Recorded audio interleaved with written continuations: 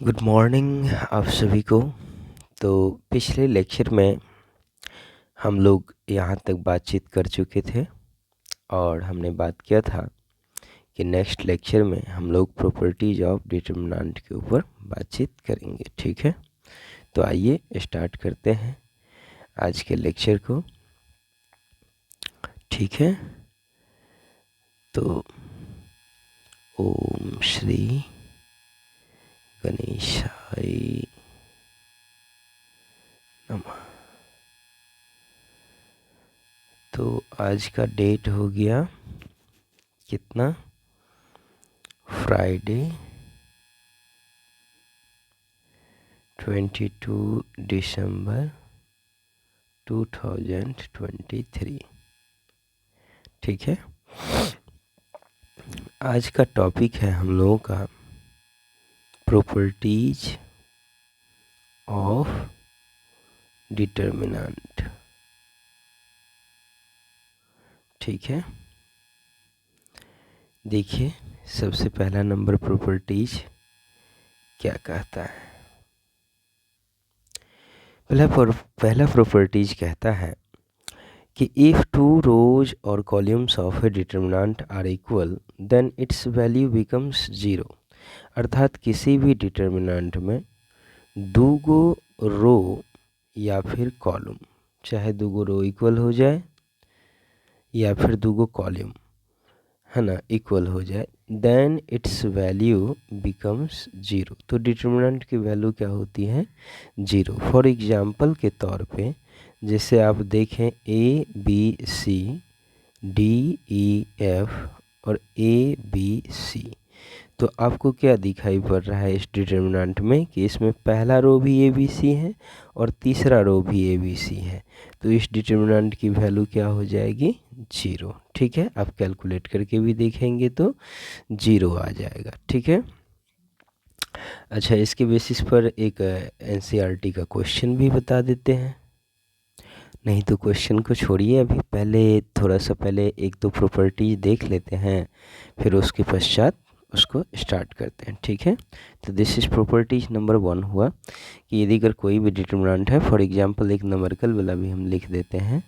जैसे मान लीजिए कि आपके पास में 1 2 3 कुछ भी 4 5 6 कुछ भी दिया हुआ है 1 2 3, इस डिटरमिनेंट को कैलकुलेट करके आप देख लीजिए इसका वैल्यू कितना आएगा, जीरो। इसमें देखिए पहला और तीसरा रो बराबर है।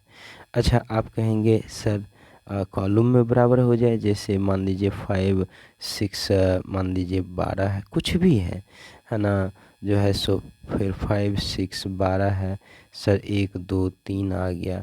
देख लीजिएगा इसका भी वैल्यू क्या आएगा, आपको जीरो आएगा। इसमें फर्स्ट कॉलम और सेकंड कॉलम सेम है, मतलब दूगो रो चाहे दूगो कॉलम कोई भी सेम हो तो बस उसकी वैल्यू जीरो हो जाती है। नेक्स्ट प्रॉपर्टीज देखिए, जैसे आपसे इस प्रॉपर्टीज में कहा जा रहा है कि if two rows or columns of a determinant are proportional then its value will be zero. अर्थात जैसे कोई दो एक डिटरमिनेंट दिया हुआ है, जैसे A B C, 2a 2b 2c D E F, तो आप इसमें देख रहे हैं कि फर्स्ट रो और सेकेंड रो का आप रेशियो निकालेंगे तो वो सेम आएगा, है ना, मतलब प्रत्येक एलिमेंट का रेशियो सेम आएगा। जैसे a बाई 2a, तो a by 2a this value becomes कितना हो गया, 1/2। b by 2b, b by 2b तो 1/2। c by 2c, c by 2c तो 1/2। प्रत्येक एलिमेंट का रेशियो सेम आ रहा है, यानी कि इस डिटरमिनेंट की वैल्यू क्या हो जाएगी, जीरो। समझ गए। देखिए ये आपसे क्या कह रहा है कि if two rows or columns of a determinant, if two rows or columns of a determinant are interchange, किसी डिटरमिनेंट के दो रो या कॉलम को आप यदि अगर इंटरचेंज करेंगे एक बार तो डिटरमिनेंट की वैल्यू सेम रहेगी। ठीक है, बट डिटरमिनेंट का साइन क्या हो जाएगा, चेंज हो जाएगा। फॉर एग्जांपल के तौर पे हमने लिख दिया a1 a2 a3, ठीक है, b1 B2 B3, ठीक है, C1 C2 C3, ये एक डिटर्मिनेंट है। आपने क्या किया कि इसमें ना मतलब जो है आपने पहला रो को उठा के किसी के स्थान पर, मतलब किसी दो रो को इंटरचेंज कर दीजिए। जैसे पहला को उठा के तीसरा के स्थान पर लिख दिए और तीसरा को उठा के पहला के स्थान पर रख दिए। देखिए देखिए, बीच वाला को कुछ नहीं किए हैं, B1 B2 B3, ठीक है। इसमें क्या किए कि पहला को, मतलब इस तीसरा को पहला के स्थान पर लिख दिए, है ना। मतलब हमने R1 इंटरचेंज R3 लिया है, ठीक है। ये इंटरचेंज का सिंबल है, ये जो आप सिंबल देख रहे हैं इसको इंटरचेंज बोलते हैं, इंटरचेंज, ठीक है। तो कहने का मतलब कि यहाँ पे C1 C2 C3 और यहाँ पर A1 A2 A3 लिख दिया। तो जो इस डिटर्मिनेंट की वैल्यू है वही इसकी भी वैल्यू होगी, ठीक है। खाली इसके पीछे में एक बार माइनस लग जाएगा, ठीक है ना। क्या लग जाएगा? माइनस का साइन लग जाएगा, ठीक है। एक बार इंटरचेंज किए एगो माइनस, फिर एक बार इंटरचेंज कीजिए, फिर एक माइनस, जितनी बार इंटरचेंज कीजिएगा उतनी बार एक माइनस लग जाएगा। बात समझ गया ना। जैसे यहाँ पे 1 2 4 है, कुछ भी है, 5 6 2 है, 1 0 4 है, कुछ भी है, ठीक है ना। तो आप जो है मान लीजिए कि पहला कॉलम और तीसरा कॉलम को इंटरचेंज करना चाहते हैं, है ना। तो मतलब ये थोड़ा हम हटा देते हैं, ठीक है। इसमें आप C1 इंटरचेंज C3 करना चाहते हैं। अच्छा, क्या कह रहे थे, C2 बोल रहे थे, नहीं तो लिख देते हैं, कुछ भी लिख सकते हैं, C2 इंटरचेंज C3। तो C2 और C3 को कर रहे हैं, तो ये तो 1 5 1 लिखा ही हुआ है। यहाँ पर आ जाएगा 4 2 4, यहाँ पे 2 6 0। आप चेक करके देखिएगा, इसके पीछे में एक क्या लग जाएगा, माइनस लग जाएगा, ठीक है। आप चेक करके देखिएगा, अगर इसका वैल्यू 5 आ रहा है तो इसका भी वैल्यू 5 ही आएगा, लेकिन इसका वैल्यू 5 आ रहा है ना तो इसका वैल्यू -5 आएगा, मतलब उसके पीछे में वो माइनस साइन लग जाता है, ठीक है। अच्छा, नेक्स्ट प्रॉपर्टीज देखते हैं। देखिए, इस प्रॉपर्टीज में कह रहा है multiplying a determinant by a real number के। मतलब कोई एक डिटर्मिनेंट है, उसको आपको किसी रियल नंबर के से क्या करना है, मल्टीप्लाई करना है, ठीक है। के से मल्टीप्लाई करना है, तो कैसे करेंगे मल्टीप्लाई, उस चीज़ को देखिए, ठीक है। कहने का मतलब डिटर्मिनेंट आपका उसी प्रकार से लिखा हुआ है, ठीक है, जैसे यहाँ पर है वैसे ही अभी लिखे हुए हैं, कोई चेंज नहीं किए हैं। अब के से जब गुना करेंगे तो होगा क्या चीज़, तो के से जब आप गुना करेंगे तो किसी एगो रो के ऑल एलिमेंट में, चाहे किसी एगो कॉलम के ऑल एलिमेंट में, जैसे एगो रो है पहला रो, तो पहला रो के ऑल एलिमेंट में गुना कर दीजिए, बस यही नियम है। जैसे मान लीजिए हम पहला रो में गुना करना चाहते हैं, तो पहला रो में के लिख दिए। अगर किन्हीं की इच्छा है कि नहीं सर पहला रो में नहीं, हम दूसरा रो में, तो दूसरे रो में सिर्फ के लिखिएगा और किसी में नहीं लिखना है। किन्हीं को इच्छा है कि नहीं सर हम दूसरा में नहीं, हम तीसरा रो में लिखना चाहते हैं, बिल्कुल लिखिए, तीसरा रो में ही के लगा दीजिए प्रत्येक एलिमेंट। किन्हीं का इच्छा है नहीं हम जो है पहला कॉलम में लगाना चाहते हैं, लगाइए, पहला कॉलम के प्रत्येक एलिमेंट में के लिख सकते हैं, लेकिन किसी एक ही रो में लगाना है या किसी एक ही कॉलम में लगाना है, सब में नहीं, ठीक है ना। यही इसका रूल है। और इसी तरह से कोई डिटर्मिनेंट है, अब उसमें किसी जो है रो में प्रत्येक में किसी रो के प्रत्येक एलिमेंट में के लिखा हुआ है, तो उस के को आप कॉमन करके बाहर निकाल सकते हैं, इस तरह से वो बाहर आ जाएगा और इस तरह से डिटर्मिनेंट लिखा जाएगा, ठीक है। तो आई होप दैट आपको ये बात समझ में आया होगा, ठीक है। आगे हम यूज करेंगे इन सब चीज़ों का, देखिएगा, ठीक है। अब आपको नहीं लग रहा है तो एक क्वेश्चन अभी इस पर दिखा दें, ठीक है। तो देख लीजिए एक छोटा सा क्वेश्चन, देखिए ये क्वेश्चन आपके सामने है, ठीक है। आपसे कहा जा रहा है कि इसको कैलकुलेट कीजिए using properties of determinant, properties of determinant का यूज करके। तो आप देखिए इस चीज़ को क्या लिख सकते हैं, मतलब इतना बराबर ना 0 प्रूव करना है, ठीक है। तो आप सबसे पहले क्या लिखेंगे, LHS लिखेंगे, LHS सॉल्यूशन में, है ना। सॉल्यूशन में आप क्या लिखेंगे, LHS क्या लिखेंगे 2 3 5 7 8 9 और 65 75 और 86। लेकिन हमको एक और प्रॉपर्टीज पढ़ाना था, उसके बाद ही क्वेश्चन बताते, लेकिन अब तो लिख दिए हैं तो बता ही देते हैं प्रॉपर्टीज, लेकिन आगे पढ़ाएंगे, लास्ट प्रॉपर्टीज होगा। देखिए अभी हम 1 सेकंड के लिए समझा रहे हैं, सॉरी कि क्वेश्चन हम पहले ही उठा लिए हैं, लेकिन फिर भी समझा देते हैं। देखिए इस कॉलम में से ना इसको घटाइए, अभी सिर्फ लॉजिक पे लेकर के चलते हैं, प्रॉपर्टीज आपको आगे पढ़ाने वाले हैं।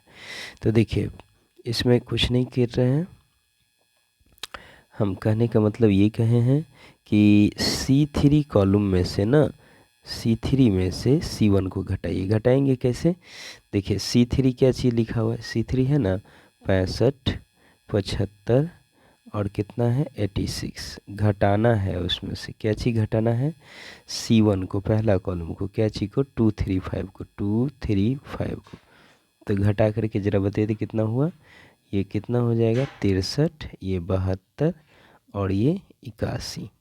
तो देखिए सिर्फ C3 में काम किए हैं, तो C3 में जो है सो क्या काम किए हैं, घटा करके लिखे हैं। तो पहले लिख लीजिए, इसमें काम आपने किया है C3 में, क्या लिखेंगे 63 72 और 81, ठीक है। और C1 C2 में कोई काम नहीं किया, तो इसको वैसे लिख दीजिए 2 3 5 और 7 8 9, जैसे लिखा हुआ था वैसे ही। अब ज़रा आप देखिए कि आप इस चीज़ को मुझे बताइए, इस चीज़ को यहाँ पर हम लिखते हैं 2 3 5 और 7 8 और 9, ठीक है। और हमने ये कहा कि ये जो 63 है इसको आप लिख सकते हैं 7 9 63, मतलब 7 गुने 9, अच्छा मतलब 9 से 63, तो ऐसे लिखते हैं 9 गुने 7, 9 गुने 7। अच्छा 72 को क्या लिख सकते हैं 9 गुने 8।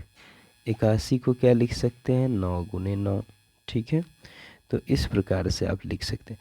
अब देखिए कि इस थर्ड कॉलम में प्रत्येक एलिमेंट में 9 9 9 है, तो 9 को हमने क्या कर लिया, बाहर कर लिया, ठीक है। तो अंदर में क्या बच गया, ये तो 2 3 5 है, 7 8 9 है, और इसमें भी क्या बच जाएगा 7 8 9। अब ये भी बताएं कि कोई एलिमेंट कॉमन रहेगा तो कॉमन करके निकाल लेंगे। आपने पढ़ा है अभी से कुछ देर पहले ही बताए हैं कि एगो डिटर्मिनेंट में अगर दो गो कॉलम सेम हो जाए तो इस डिटर्मिनेंट की वैल्यू 0 हो जाती है। सो बराबर 0 बराबर RHS, प्रूफ हो गया। देखिए ना, देखिए LHS लेकर के चले, LHS लेकर के चले थे, RHS प्रूफ करके दिखा दिए। समझे, इस तरीके से आप बना सकते हैं। देखिए ये एक प्रॉपर्टीज मैट्रिक्स से लिखे हैं, अभी पढ़ाए तो नहीं है लेकिन आगे पढ़ाएंगे आप लोगों को। Matrix 3 number chapter. ए एक कोई n बाय n ऑर्डर का स्क्वायर मैट्रिक्स है, ठीक है। तो आप उस ए मैट्रिक्स को किसी एक मतलब non zero real number k से गुना करेंगे और उसका डिटर्मिनेंट निकालेंगे, तो उसकी डिटर्मिनेंट की वैल्यू क्या हो जाएगी, तो ये जो उसका जो n जो ऑर्डर है ना, तो k का पावर हो जाएगा n into determinant of a के बराबर आ जाएगा, ठीक है। जिससे समझने के लिए हम लिख देते हैं एग्जाम्पल के तौर पे। जैसे a बराबर मान लीजिए कि 1 2 3 1 0 4 कुछ भी, -1 2 4 कुछ भी हमने लिख दिया, जो कि ये एक 3x3 ऑर्डर का मैट्रिक्स है। तो आप इस मैट्रिक्स को मान लीजिए कि k की वैल्यू कुछ ले लेते हैं, टेक k की वैल्यू कुछ ले लिया हमने, क्या ले लिया 2 ले लिया, ठीक है, या 5 ले लीजिए, कुछ भी ले लीजिए, कोई दिक्कत नहीं है। तो हमने कहा कि भैया हम जब इस मैट्रिक्स A को 5 से गुना कर देंगे तो तब जा कर के जो उसका डिटर्मिनेंट निकालेंगे तो वैल्यू किसके बराबर आएगा। तो आप कहिएगा, आप यहाँ पर देखिए n की वैल्यू, इसी को कहते हैं n क्रॉस n। तो यहाँ पर n की वैल्यू कितनी है, n की वैल्यू कितनी है 3 है। तो आप कहेंगे कि हम इसका वैल्यू जानते हैं, क्या हो जाएगा 5 का पावर 3, मतलब k का पावर n हो जाता है ना। तो 5 का पावर 3 और डिटर्मिनेंट ऑफ a के बराबर आएगा, यानी कि 25 25 25 125 डिटरमिनेंट ऑफ ए के बराबर आएगा। ऑब्जेक्टिव क्वेश्चन बनाने में आपको आसानी होगी। ठीक है, देखिए इस प्रॉपर्टीज में हमने जिक्र किया है कि जैसे मान लीजिए कोई डिटरमिनेंट है, उसके सभी रो को, ठीक है, या कॉलम्स को, जैसे पहले रो की बात करते हैं, सभी रो को आप कन्वर्ट कर देंगे क्रॉसपॉन्डिंग कॉलम में, तो उस डिटरमिनेंट की वैल्यू क्या रह जाएगी, अनचेंज, मतलब कोई चेंजिंग नहीं आएगा। फॉर एग्जांपल के तौर पे आपके पास ये एक डिटरमिनेंट दे रखा है, ठीक है, तो आप इसको ना, ये सब रो में लिखा हुआ है, आप इसको कॉलम में लिख दीजिए। ठीक है, जैसे ये ऐसे है ना, तो उसको ऐसे लिख दीजिए। ठीक है, A1 A2 A3, ये ऐसे लिखा हुआ है रो में, इसको कॉलम में लिख दीजिए। B1 B2 B3 रो में लिखा हुआ है, कॉलम में लिख दीजिए।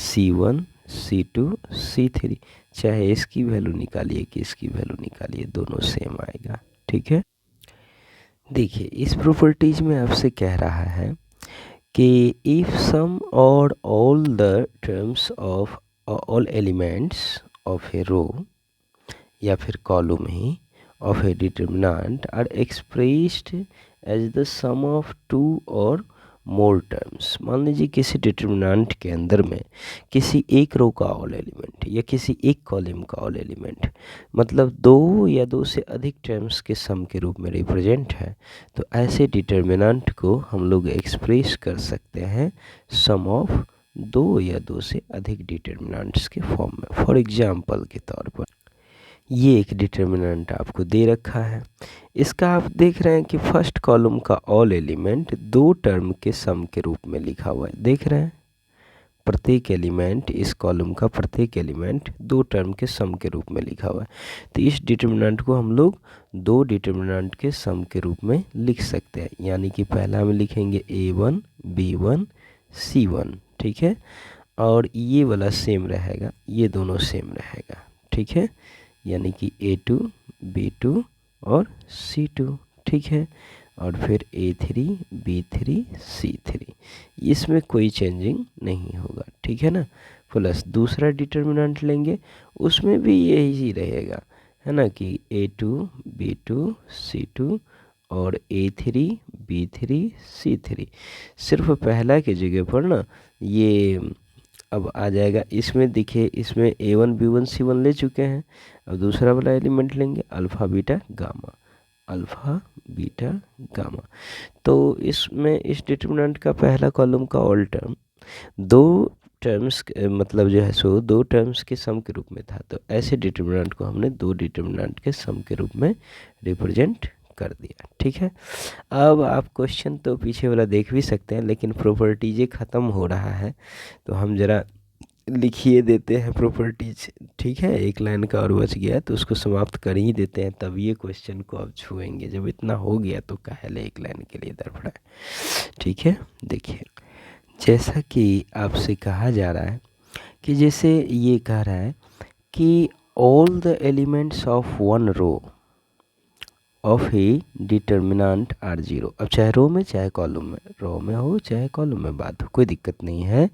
यदि अगर किसी डिटरमिनेंट के एक रो का ऑल एलिमेंट यदि अगर जीरो हो, चाहे कोई भी रो, पहला रो दूसरा रो या तीसरा रो, चाहे पहला कॉलम या दूसरा कॉलम या तीसरा कॉलम का मतलब ऑल एलिमेंट जीरो हो, तो उस डिटरमिनेंट की वैल्यू क्या होती है, जीरो होती है।